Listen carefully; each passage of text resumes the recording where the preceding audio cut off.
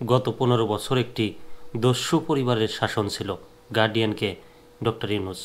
তার মানে দস্যু বলতে তো ডাকাতদেরকেই বোঝায়। সুতরাং গত 15 বছর একটা ডাকাত পরিবারের শাসন ছিল, শাসন ব্যবস্থা, দেশ রূপান্তরের খবর আমরা বিস্তারিত পড়ব।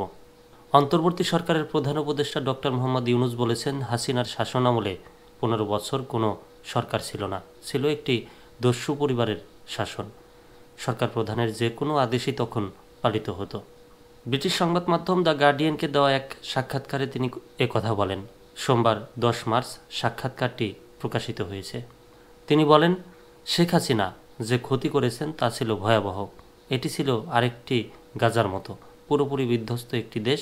তবে এখানে ভবন নয়, বরং ধ্বংস হয়েছে সব প্রতিষ্ঠান, নৈতিকতা, জনগণ, আন্তর্জাতিক সম্পর্ক। তার শাসন, কোনো সরকার ছিল না, ছিল দস্যু পরিবার। বসের আদেশ পেলে কাজ হয়। তিনি বলেন, কেউ সমস্যা করছে তাদের গুম করে দেবে। নির্বাচন করতে চান, আমরা আপনাকে সব আসনে জয়ের নিশ্চয়তা দেব। টাকা চান, ব্যাংক থেকে $1 মিলিয়ন ঋণ নেন, কখনো ফেরত দিতে হবে না।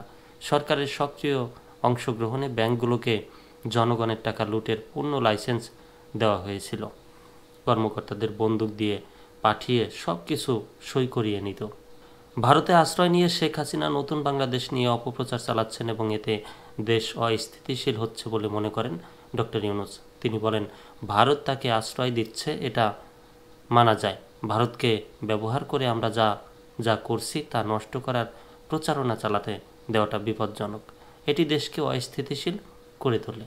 প্রতিবেদনে বলা হয়, ভারত সরকারই ডক্টর ইউনূসের একমাত্র সমস্যা নয়। গার্ডিয়ান বলছে, মার্কিন প্রেসিডেন্ট হিসেবে ডোনাল্ড ট্রাম্পের হোয়াইট হাউসে ফিরে আসাও ডক্টর ইউনূসের জন্য সুসংবাদ নয়।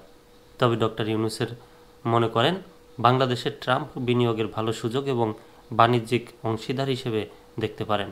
তিনি বলেন, ট্রাম্প একজন ডিল মেকার, তাই আমি তাকে বলছি আমাদের সঙ্গে ডিলে আসুন। তিনি যদি না করেন তাহলে বাংলাদেশ কিছুটা কষ্ট পাবে, কিন্তু এই গণতান্ত্রিক প্রক্রিয়া থামবে না।